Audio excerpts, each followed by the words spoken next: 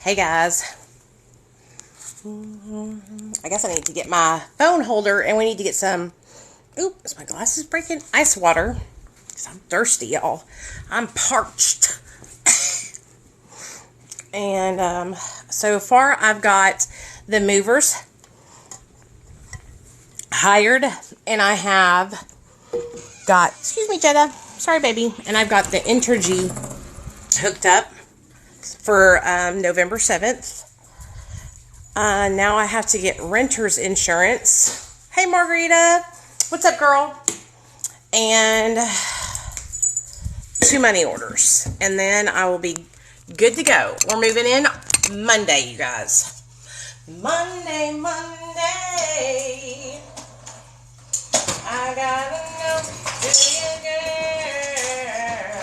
I'm so excited, y'all. Like, I could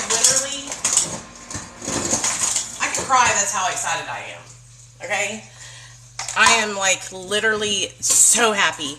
I told my mother-in-law is so sweet. She's, like, trying to give me, like, furniture and stuff. And I told her, I said, Barb, I love you, and I appreciate you wanting to give me furniture.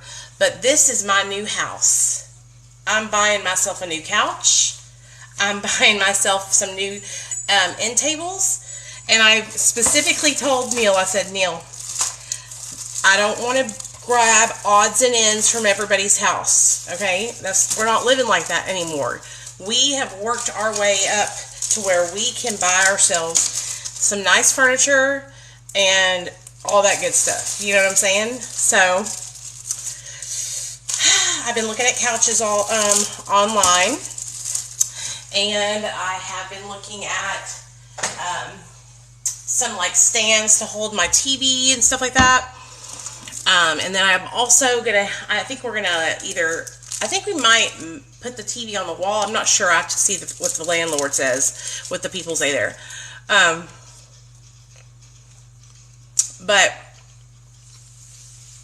I'm so excited. I'm so freaking excited. What's going on? Well, Margarita, I love you, girl. We're going to get through it. I'm moving into my own place. Do you know how long this has been coming? I've rented from my mother-in-law for almost 10 years. Okay? 7.5 years, 8 years. I have wanted my own place for so long.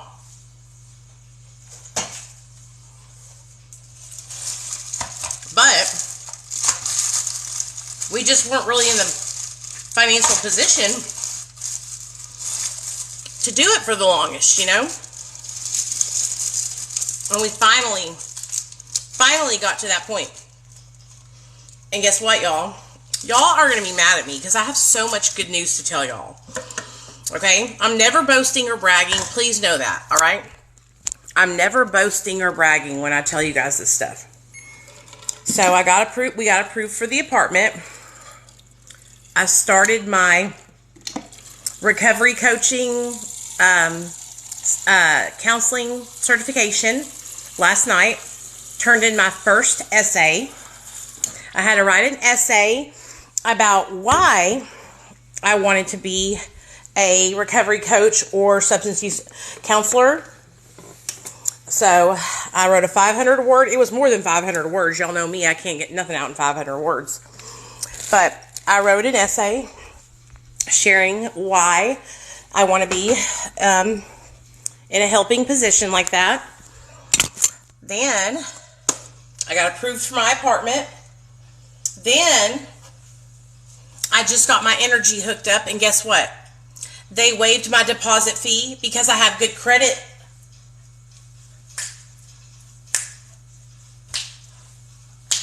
Okay?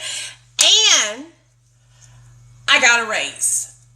I've gotten 2 raises in less than 3 months. $1,000. Hello. Okay? So a bitch is working. A bitch is working her ass off. I'm so excited. So, yeah.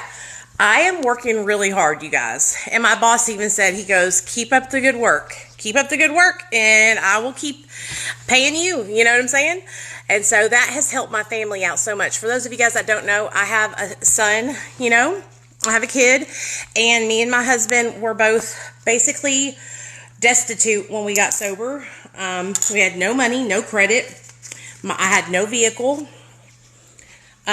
We had horrible credit because we had both filed bankruptcy. My husband had got his first job that he got when we got sober. He was working for a jewelry store, making barely like $11 an hour, okay? And I was working for a sandwich shop called Nukes, making barely $10 an hour. I live in Arkansas. And so we were scraping by, right? Well, after about a year and a half to 2 years of working at our jobs, my husband got a job in management at Kroger, and then I got a job working for Hallmark inside of Kroger. And so we moved up just a little bit, but not much. The pay wasn't that much more. We worked those jobs for years. And then in 2020, I got my job working with Dr. B in Austin. And my husband decided to relapse in 2020 and lost his job. So God came down from the heavens and literally had Dr. B in Austin hire me in 2020. And my husband relapsed. So I was able to take care of our family because he didn't work for 6 months. And I was able to pay both of our car payments because I forgot to tell you that I finally got a car after being sober for almost 3 years. And I was able to pay our car payments, our insurances, our rent, and everything, you know? And then he stayed off work for 6 months, got himself back together. Hey, thank you so much, San Diego. Thank you so much. I see you that you subscribed. I really appreciate that. Thank you. Neil stayed off of work for 6 months, not because I wanted him to, but because he needed to, because he needed to get himself together. When my husband relapsed in 2020, he relapsed on benzodiazepines, okay, and he was taking like copious amounts of benzos. And it's so crazy how it happened, because my husband, only this shit happens to him, okay? Oh, hey, Tor. This shit only happens to him. He was outside working at his management job at Kroger, and somebody left their prescription bag of Klonopin in the buggy. And my husband found it. What are the fucking odds that would happen? Right? That would never happen for me. So, needless to say, in 2020, he relapsed, right? Well, he stayed off for 6 months, and I just worked my ass off. Then he got his job. And what we've been doing since he got his job is trying to save money. But guess what happened? I filed my taxes and didn't realize that I was going to have to pay in $8,000. So then, because I'm a 1099, I don't pay taxes. So I have to at the end of the year. You guys, I miscalculated. I didn't realize it was going to be that much. So that took us all the way back to square one. All the way back to square one. Okay? And I'm like, holy shit. Well, for the last year, we're in November now. For the last year, I've just been working, doing everything my boss told me to do. Just doing as much work as I can. When I started out with my boss, y'all, I was getting paid $1,500 a month. I get paid $4,000 a month now, which still is not a lot, okay? Because that's only $48,000 a year, okay? So it's really not a lot at all. But it's a good start for somebody like me. I'm a social media account manager, and I manage 6 or 7 different social media accounts for different providers and treatment centers. And then I also answer the phones for one of our providers, Dr. B. And I answer the phones for his MAP program. So that's what I do. But the reason why I've been getting raises is because I started out and my only job position was to answer the phones for Dr. B's MAP program and his outpatient program. He doesn't do outpatient anymore, but he used to. So I answered the phones for his MAP program and his outpatient program, and that's all I did when I first started. Slowly but surely, they started giving me more responsibilities. So now, I answer all the phones for him, all his emails. I do his TikTok, Instagram, Facebook, YouTube. I do another provider's TikTok, Instagram, Facebook, YouTube. Another provider, as in, like this guy, other guy's a therapist, a real therapist, psychiatrist.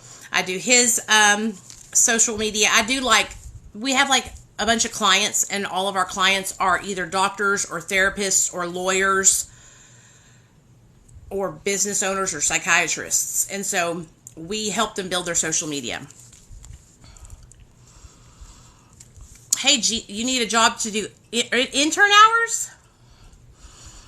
There is this place, I'll tell you that, if you wanted, it's pretty cool too. It's called Hey Peers. Where do you live at? It's called Hey Peers. It's HEYPEERS. And they actually hire peer support specialists. So I don't know if you could, I guess you could do an internship there. You should reach out to them. You go online and look them up there. Oh, let me give you my friend. You're in Dallas? Okay, hold on. My friend Slade is a peer there in Texas. So hold on just a second. Let me get his information for you.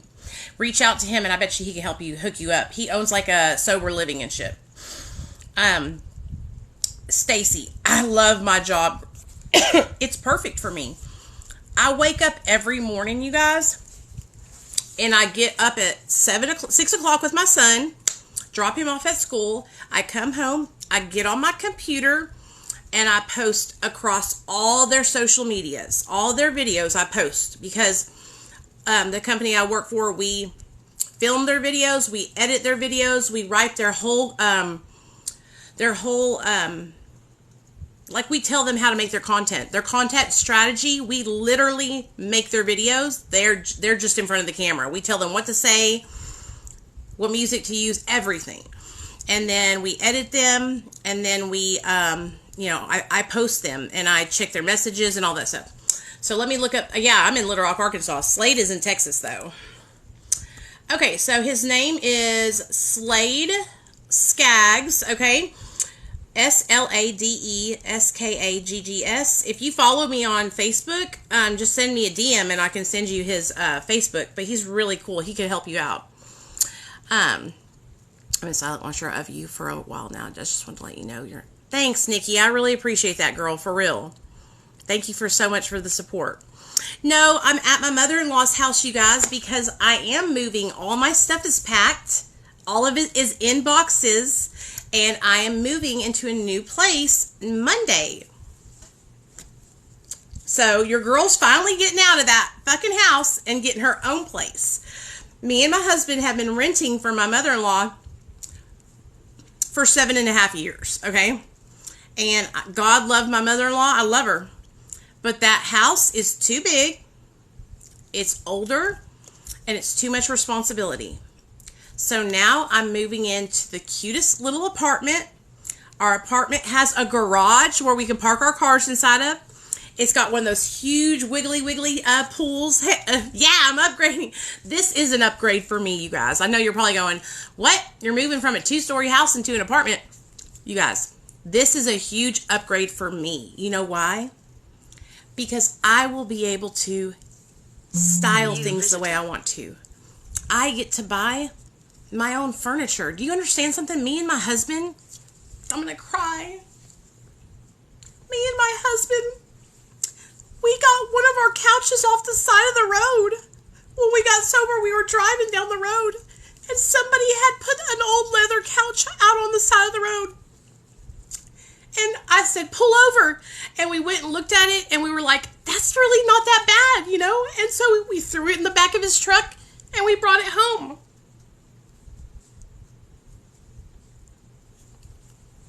We bought our screen TV, you know, the old school screen TVs with the big back on the back of them, from the Goodwill. We didn't have flat screen smart TVs for like years, you know?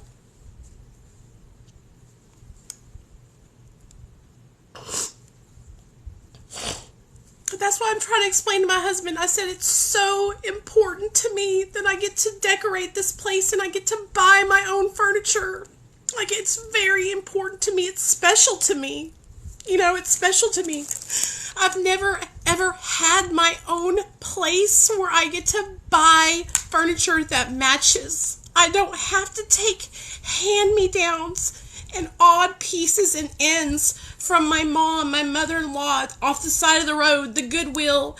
You know, I can go and buy a beautiful sectional, and I can go and buy end tables to go, and a coffee table, and a TV holder. I've never been able to do this, ever. My whole life, okay? And I'm so excited, like, I'm overjoyed, you guys. And my husband and my mother-in-law don't understand because, you know, they've lived in nice places before. My husband was married before I met him years and years and years ago. But him and his wife bought a home together, and she went out and bought all brand new furniture. The reason why I know this is because he told me that she went out and just like maxed out their credit cards and like made the house look beautiful. And I was like, well, I don't want to do that, but I want to buy my own furniture, you know? And so I'm like, it's important to me. This is very special to me. You know what I'm saying? And so I have been looking up all kinds of different couches and stuff, trying to find, you know, affordable things, because I don't want to, I don't want to put us in a bind, but I want my house to be mine. I want to pick out the colors. I want to pick out the frames that I can put my son's pictures in. I have books of my son's pictures from preschool till 3rd grade now that I've been saving for when I get my own place. I can put them in frames. So nice, you know? I have lived in my mother-in-law's house, and you have to understand something. When my mother-in-law and father-in-law moved out of that house, they left a bunch of stuff behind. 30 years worth of stuff, okay? They built that house in 1974. And so they left all this stuff behind. And so I've lived in this clutter for almost 8 years, and I have been so depressed, and I have tried so hard to clean it and make it look better, and I finally just gave up. I finally gave up, and I just stayed in the upstairs. You know, we never went downstairs. And so it's been so overwhelming to me. I don't think you guys can understand how excited I am to move into my little 2-bedroom, 2-bath apartment with a balcony and a garage. Like, this is literally all I need. I don't need a huge house. I don't want that. I'm a simple girl, you know? I like having things close together to where I can handle them. I'm not one of those girls that just like goes around and scrubs shit all day long. I do not find joy in doing that, you know? So me having a nice home that's, you know, like an apartment or a smaller home is perfect for me because I can maintain it, you know? And I want my stuff to be nice. So anyway, I'm sorry I'm so emotional, but I'm so excited, you guys. And I'm just excited. I'm fixing to look at furniture right now, and I'll show you all some stuff that I've been thinking about, like the kind of couch and stuff that I want to get. My boss had to get me another phone because that's how many fucking social media accounts I have on this phone that I can't sign into anymore. So I have to get another phone because I'm over here working my ass off. Okay, so where would y'all go to get furniture? Do y'all have any recommendations? Oh, I love you too, girl. I'm sorry. I didn't mean to get so emotional and make y'all upset. I just, like I said, it's very, very, this is a huge thing for me, you know? And I'm really grateful. I'm really grateful, and I have worked really hard. So please, no one get it twisted. My mother-in-law is not paying for any of this. My mother and father are not paying for any of this, okay? Sorry, my nose is running.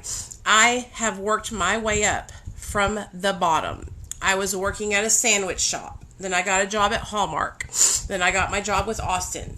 Okay? Then I started working with Dr. B and Austin. Okay? Then after that, now I'm signed up and I'm doing my certification for my recovery coaching and SUD counseling. You know, like slowly but surely, I've just been easing my way up. And it has taken me every bit of 7 years, okay? 7 years. I have worked so hard. I haven't gotten high. I haven't fucking done nothing bad. I've been doing everything I'm supposed to do right, you know? And so this is a big deal for me. I feel stupid because it's like, it's just a 2-bedroom, 2-bathroom apartment, but to me, it's like a brand new start.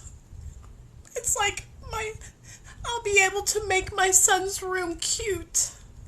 I'll be able to make it comfortable and have him brand new covers and just all kinds of nice stuff, you know? It's important to me. I haven't had this ever. I can't remember. I never moved into a new apartment when I was younger because I started getting high. And so I was just like hopping between my friends' houses, you know?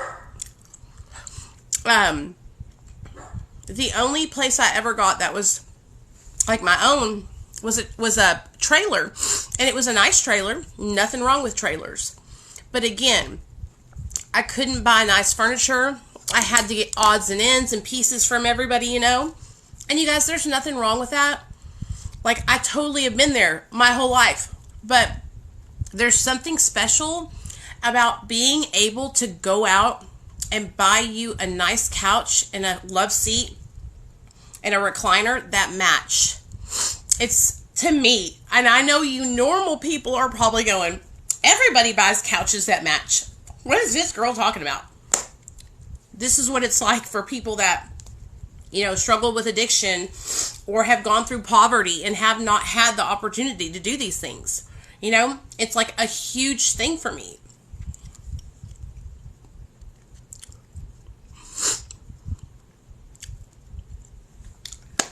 So now I get to go get me all these nice things, you know? And I've saved up money to do this. I've worked hard to do this. I've worked extra jobs to do this. So, I'm not somebody who, like, my parents are rich and they helped me get out of my addiction. No. Okay, no. I worked hard on my own. And I will tell you guys this. That's why I tell you guys, like, you can do anything you put your mind to. If I can do this, you can do it too. But you have got to change you got to change the way you think, man. Like, I remember when I used to be negative all the time, right? I used to be negative. I used to say I was never going to be able to do this. I was always going to be a failure. I was never going to be able to get sober. I was just always talking down to myself. About a year and a half into my sobriety, I was watching a show on YouTube, and this girl was talking about how what we say in our minds, we can manifest things, right? Just by saying them over and over again. And then I got to thinking about how when I used to use opiates, if I did my shot that night and I knew I didn't have one for the next morning, that I could think myself into withdrawal that night, even though I just did a shot. So that made me realize, damn, man, my brain is fucking powerful. So if I can think myself into withdrawal, then I can probably think myself fucking put me in handcuffs. I'll fucking get my ass out of them. You know what I mean? And so that's when I started talking to myself like this. I told myself, I'm overcoming. I am going to succeed. I've always said I'm going to get my own place. I'm going to buy my own furniture. I'm going to do that, and I'm going to keep on telling myself. And it's taken me, like I said, every bit of 7 years. But baby, Monday I move. And I call the movers. I paid them already. The deposit, of course. I called Energy. Energy waived my deposit because my credit is good. Do you know when the last time I had good credit was? When I was a teenager. I was 20-something, 21 or 22. I got my first credit card out of high school, about 17 and a half, 18 years old. Okay? I got my first credit cards around 18. My dad said, get you something on the credit card and then pay it off, right? Get you something on the credit card and then pay it off. And I was like, okay. Yeah, that all worked for a while until I started getting real fucked up on drugs. And then I started going to the store and buying my drug dealership. Oh, you need some new rims for your car? Cha-ching! New tires? Cha-ching! Screen TV? Cha-ching! You know what I'm saying? And I was $65,000 in fucking credit card debt with not one single thing to show for it. Nothing. Nothing. Then my husband went through the same thing. Nothing to show for it. Huge credit card debt. We both filed bankruptcy separately. And our credit was fucked. But we've both been working really hard. We got, little bills and stuff that we could pay that would help us build our credit. Then eventually the credit card companies gave my husband a credit card. And he had the car loans in his name, so that was helping him. And then literally, just 2.5 weeks ago, I got approved for my first credit card since I've been sober. I've been sober for 7.5 years. Okay? I got approved, finally, for my first credit card. And, of course, I'm scared as fuck out of it. I'm like, you know what I mean? But this time, I know the mistakes I made last time. This time, I'm going to use it responsibly. I'm only going to buy what I know I can pay off and just use it because I get cash back. For every so much money I spend on it, I get $200 cash back. Okay? So, I'm going to slowly but surely work that fucking credit card. I already talked to my husband about it. He said, why don't you take the money that you're going to buy, use for the couch, set it aside, pay for the couch with the credit card, and then take the money and pay the bill. And that's what I'm going to do. So, I'm sorry, you guys. I'm not trying to be like in your face or anything. I'm just really, really excited. I'm really excited. No, actually, there's 0% APR until 2024.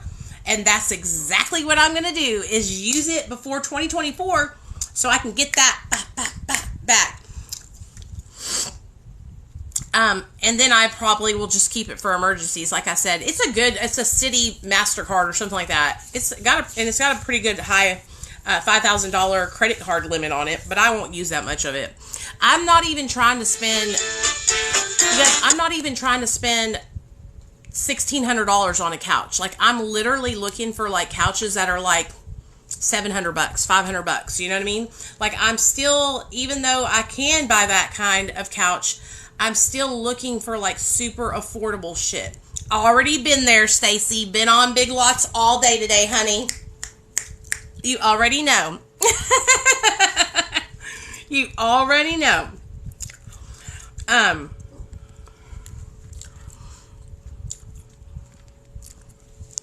I know y'all are like, make an Amazon wish list. I feel uncomfortable doing that. You know what I mean? I have like a little one up there. Maybe I'll put some stuff on there for Nate's room. If y'all want it, if I put anything on there, it'll be for my son's room and stuff like that. Okay? But I'm so excited. I'm so excited, you guys. So what we'll do is, what we're going to do this weekend, right? Like, I think Sunday, my husband is off work. All right? Hey, thanks, Kathy. I appreciate that. User 986547, you're my favorite creator. I really appreciate you. Thank you for supporting me. Sunday, my husband's off. We're going to go to my mother-in-law's house where all of our stuff is at. We have it all packed up in boxes, and me and my husband are going to try and get as many as the boxes as we can and take them over to our apartment then. So that way we don't have to pay the movers as much money on Monday. Okay? The only thing about it is that we live on the 3rd floor of these apartments. So I'm probably going to die of a heart attack. But that's okay, honey. I've been losing weight. I'm on my mission, you know. I have lost 35 pounds. I've been doing so good. And so it'll help me to lose a little bit more weight. I met my husband in 2012. So we've been together for 10 years. In September, it was 10 years. Thanks, Ryan. Thanks, man. I appreciate it. Yes, it's the top floor. Yeah, Gracie. So I'm going to put a little bit of makeup on today because I look like a scrub. What was I going to tell y'all? But I don't want what I'm saying to come across as me boasting, you guys. Like, I'm really excited because I worked really hard, okay? I don't want you guys to feel like I'm bragging or nothing like that. None of this stuff has come fucking easy for me at all, okay? Like I said, I've had to pay every bit of everything. I've had to save. I've had to scrimp. I've had to, like I said, I've just really worked hard. And so this is just something that I've been looking forward to for so long. See, as long as me and my husband were living in my mother-in-law's house, it's like she kind of has control, you know? And that's been going on for a really long time. And, you know, when you're a wife to your husband, you don't want that, you know? And so this has just been something that I've wanted for so long for our family to break free, you know? And I felt like we hadn't really broke free to be on our own because of that situation. Do y'all understand what I'm saying? And like I said, I love my mother-in-law. We don't get along the best,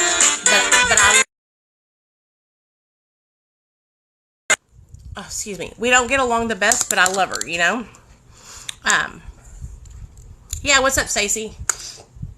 So this is just like really important to me. What's your question, hon? I can answer it for you. So the Recovery Delivered telemedicine, the one that I talk about, it is $49.50 for your first appointment if you use my name, Nicole. Then after that, it's $89 a month. They will prescribe you up to 24 milligrams of Suboxone.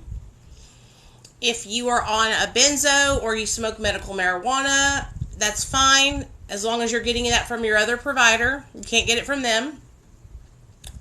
The way you take your drug tests is either go to a lab in your area or do mouth swabs on video with your provider, and they will help you get the mouth swabs, and you do it right there on video, and then you shake it up in this liquid and it changes the color, and that's how they know that if you're clean or not, or if you're dirty or whatever.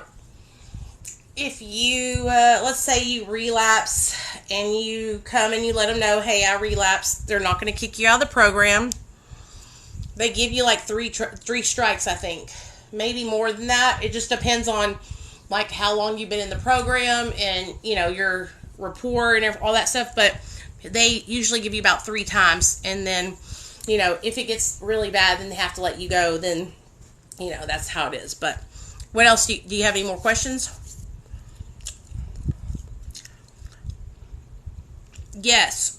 I need a space to call my own. Exactly. So I know you guys are going to ask me like about this whole recovery coaching thing, okay, and the counseling thing. So I'm going to go ahead and share that with y'all too. So about 2 weeks ago, I was here on TikTok and I come across this guy here on TikTok called Rick. I had never seen him before. And Rick was talking about getting your certifications, right? And that he was an instructor at this school called ADCSI online. And so I reached out to him. I was like, hey man, I really want to get my certifications. And I'll tell you exactly what I said. I want to get certified because I want to give the people who I help, I want to give them the best help I can give them. And I also want to give them peace of mind. Because I know there's a lot of people who say, Nicole doesn't know what she's talking about because she doesn't have credentials. Nicole didn't go to college. And, you know, a lot of it is people who just are negative. But there are people who feel like because I've never been to school that I shouldn't be helping people, right?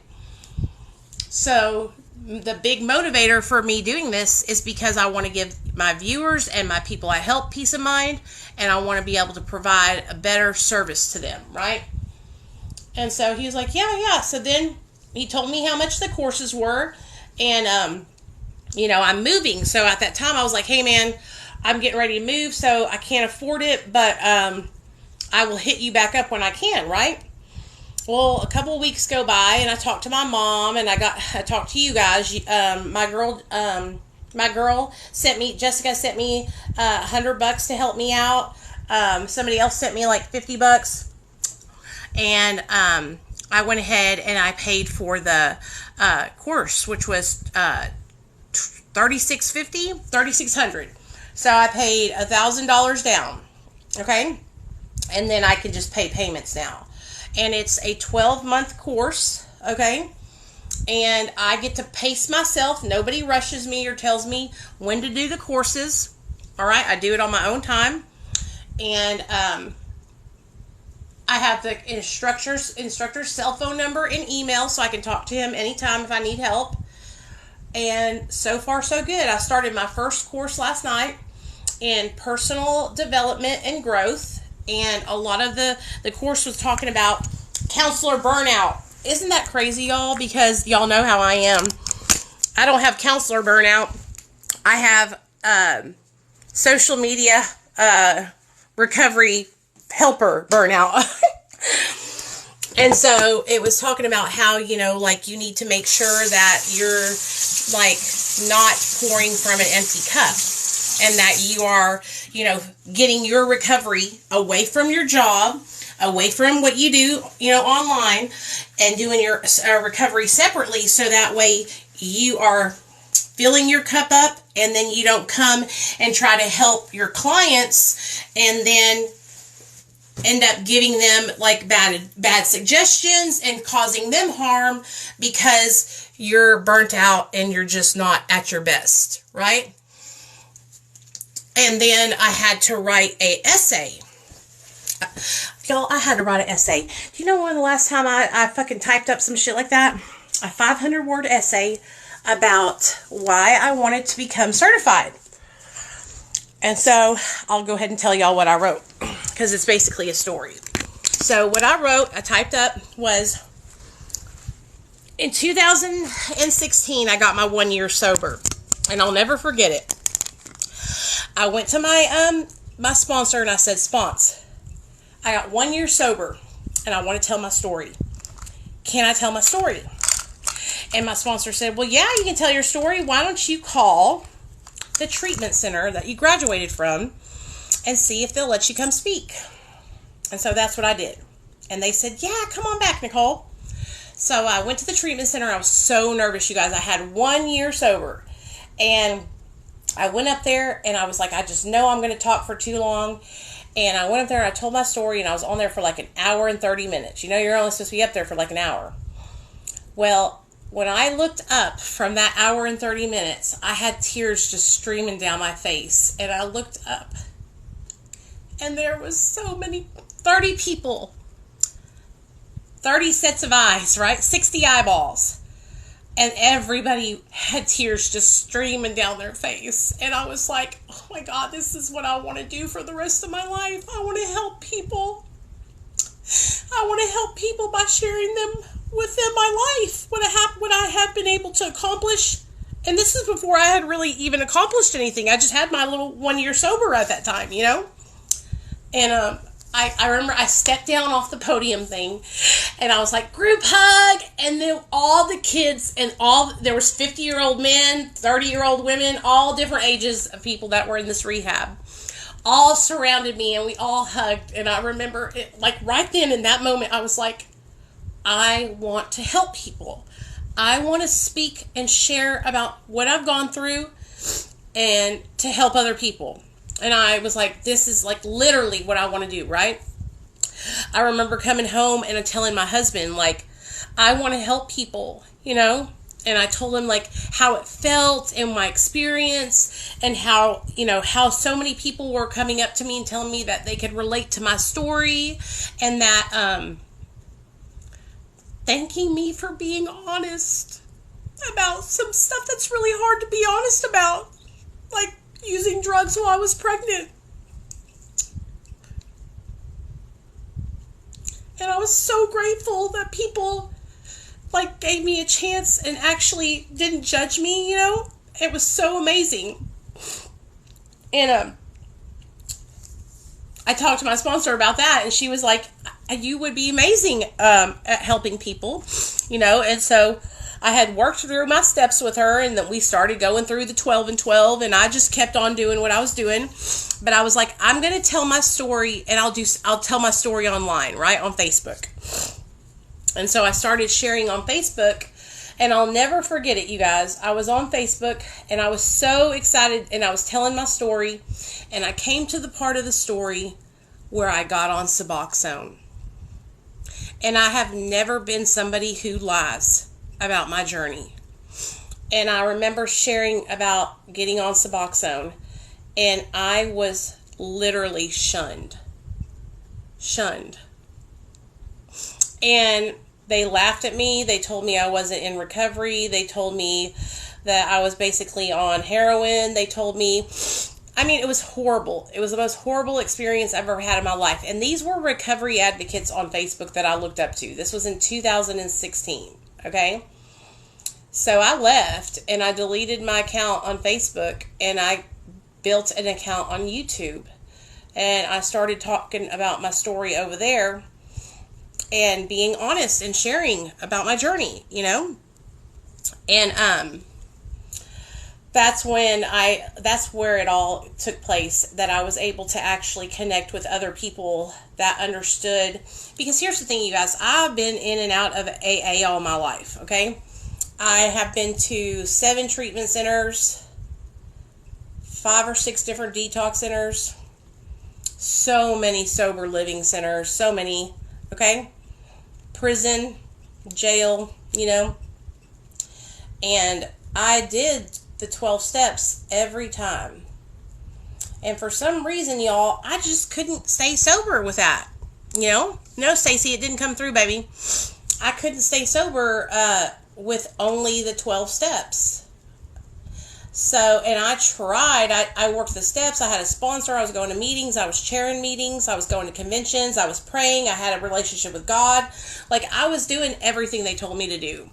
You know? I had a spiritual experience where I've had many times where I had like moments where I was just like, wow, like this is just like, I'm going to make it. And then a month or 2 would go by, or 3 months or 6 months, or just however long. And I would end up relapsing. And so when my son got taken away from me, it was like this.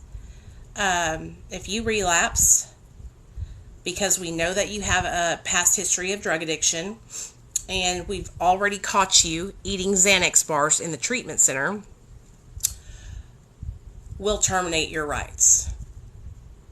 And I was like, because they had caught me. I was in the treatment center eating Xanaxes. And so that's when I decided to get on Suboxone. My caseworker said, I think it would be something that could help you. And she said, but let's go see what the doctor says. And we went to see the doctor. And the doctor agreed, and my husband agreed too. And that's what I did. And it saved my life. It saved my fucking life. I was actually able to put some fucking recovery, some sobriety time together, right? And it was like a miracle, dude. I couldn't believe it. It was like I had went from not being able to stay sober to staying sober for multiple years. You know, it was just like night and day for me, dude. Night and day. It was like I just needed something extra. And I don't think a lot of people understand when they hear about MAT. I think they think that we're like getting fucked up, you know? I equate my MAT to like a mental health medication for me. Do you know what I'm saying? Like it literally plugs into that part of my brain. There's no methadone telemedicine places. Is that what you're talking about? Methadone, well, they can't do telemedicine with methadone because of this, it's a full opioid agonist, and so they won't do it like that. They have to give it to you in the liquid, I guess, at the clinic. So I wish they could do it like that. That would be amazing.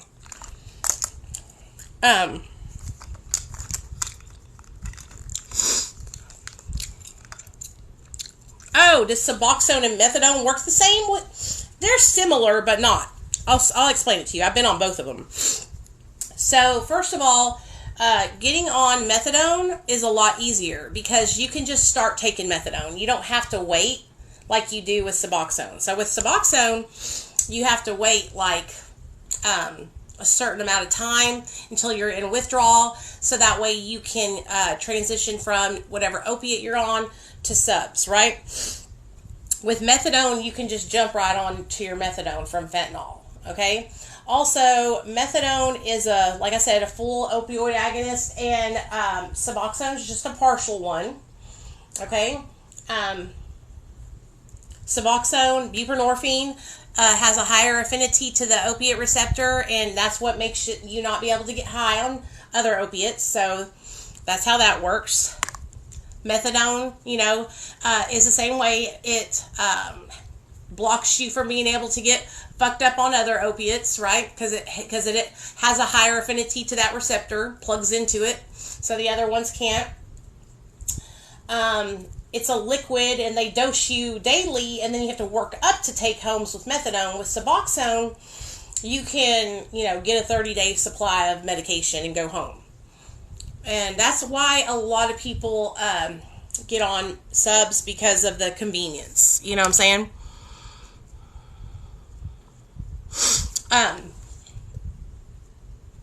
So it's really just amazing. It's amazing.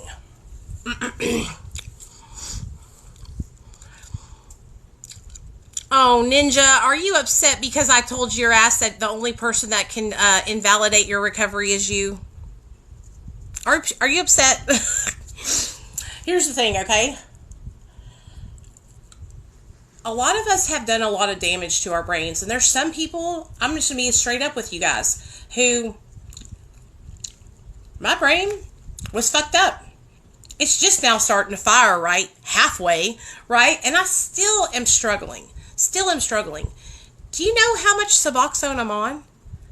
I'm on less than a fucking 0.5 milligram. Do you know how much that is? That's literally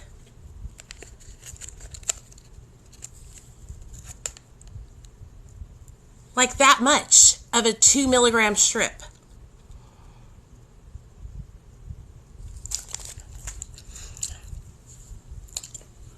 If I have to take that little sliver for the rest of my life, so I can be healthy and be a mother to my son, you bet your bottom dollar I'll do it. You bet your bottom dollar. And me being on subs and being sober and getting my recovery coaching degree and getting my CADC, it doesn't invalidate your sobriety. It doesn't take away from your recovery at all. At all. I don't know why you would think that. I mean, the only way you would think that is if you're competing with me.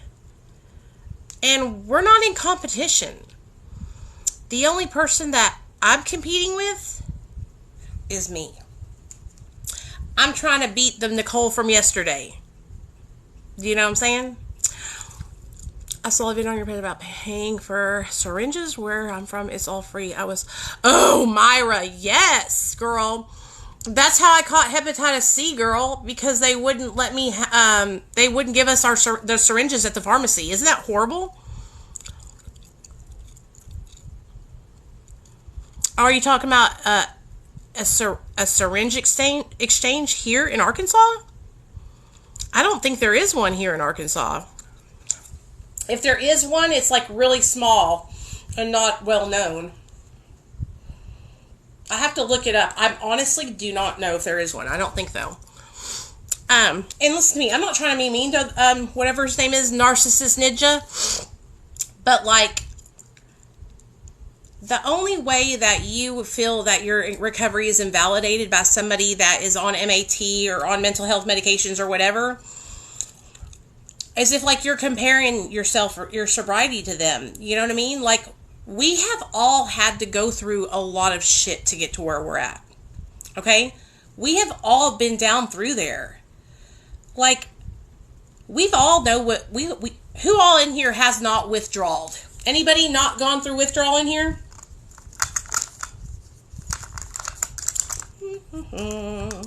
La-ti-da-ti-da.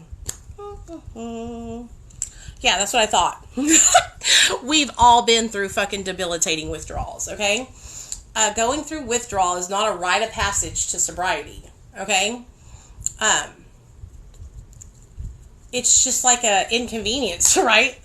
It's an inconvenience, and it's something that, you don't have to suffer through if you don't want to. But most of us have, And so, sorry guys, when people that are not on MAT, when they stop worrying about what we're doing over here and how we're staying sober and how we're claiming our clean time and claiming our sobriety and counting our days and all that, just like we ain't worried about them counting their fucking days, Like, if you're worried about somebody else's sobriety, I had a woman come into my live last night. Listen to this, okay? I was on Facebook. I was in such a good mood. I was telling everybody about me taking the courses that I'm taking and getting certified. I was so excited, right? And some girl comes in and says, "How are you getting certified? You're not even sober." And I was like, man, you know what? The fucking stigma, it is alive and well. The recovery community, I'm telling you, a lot of people in this recovery community on TikTok are so supportive, but I'll tell you guys, we got a long way to go. We got a long way to go. Because a lot of people, they're not supportive. They'll say that they support MAT, but behind your back, they think you're not in recovery. They think that you shouldn't say that you're sober. They think that you don't deserve to get a clean time chip. Okay? And it's just straight up. And I was talking to somebody I was talking to Unconquered Healing today on the phone. And he was like, "How are you able to self-reflect and like see where you," something like that we were talking about. And I was like, because deep down inside, I knew I was never accepted by their program, by AA or NA or any of the recovery community, right? Because I'm on MAT. And so deep down inside, I've always known that behind my back, they're saying I'm not sober. Always. Always has been that way. Okay? And so, I don't have any, like, attachment to any of those programs because those programs were never there for me. Right? They weren't built for me. They weren't there to support me. You know?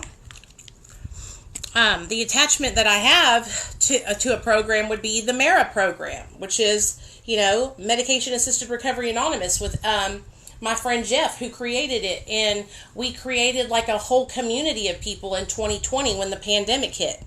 And people were relapsing because there was no in-person meetings. So I was going live 2 times a day in 2020, doing live stream meetings so people could have a meeting to go to every day, you know? And so those are the people that I am connected to, you know? Those are the people that I care about because those are the people who were actually really there for me and their program was there for me, you know? But anyway, y'all will see the video. It's a video that I uploaded right before I came on live. I love you guys. I love my people who are abstinent. You know, I'm proud of you. Okay? I want y'all to hear me say this. I'm proud of you if you're abstinent. If I could have gotten sober through abstinence, I would have, you guys. I wish I could have. I tried for 10 years. I tried for 10 years and I kept failing. And I kept thinking I was going to commit suicide. What is wrong with me? Why can't I get it like they're getting it? I would put my all into it. Okay, I would throw myself completely into this program. I was a perfectionist, okay? I had sponsors with 35, 40 years of sobriety. Like, I was doing the damn thing, all right? For some reason, it just didn't click for me. My brain just didn't register that way, okay? And if I could have done it that way, though, I would have. Because I'll tell you this, okay? For me, getting on MAT is an extra step. Because one day, if I want to get off of it, I'm going to have to taper to get off, right? I mean, sure, I get urges sometimes, but not a lot. When I do, I just talk about it to you guys.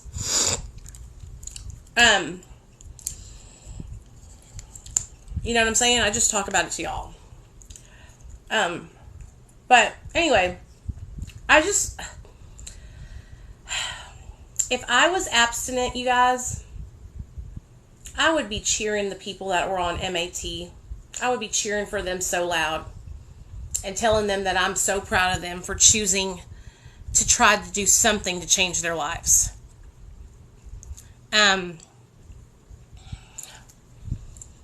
And I could never imagine, you know, like looking down on somebody else because they struggled more than I struggled. And bottom line, a lot of people who have chosen to get on MAT, it's because we struggled.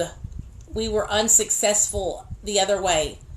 A lot of us, we literally kept bumping our heads into the brick wall of abstinence over and over and over again, trying to fit our square asses into a round hole where we didn't fit. You know?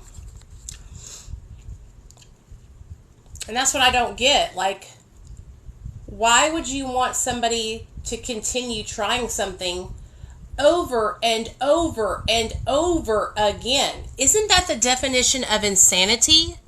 Doing the same thing over and over again, expecting different results?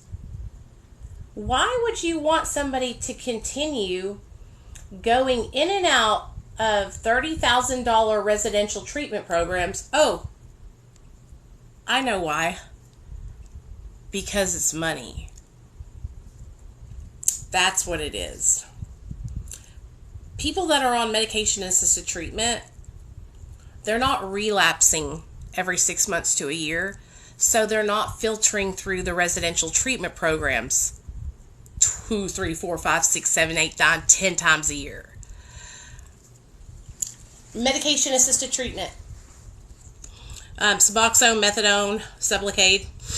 And so that's what it is. You know, that's what it comes down to, you guys. So, oh, Lord. I was in such a good mood when I started this video, but of course it had to go south. I'm still in a good mood, though. I'm really excited about moving, you guys. Like, when I tell you guys, I am overjoyed. And I'm going to do an apartment tour with you guys. My eye is red. I'm going to do an apartment tour with y'all. I am going to take y'all with me when I get my couches and everything delivered. We're going to just do the whole damn thing together. And some people might be looking at me going, you're 40 years old and you're just moving into an apartment? Yes, honey. Yes, honey. Because I spent half my life shooting drugs in my veins. And I'm just getting started. Just getting started.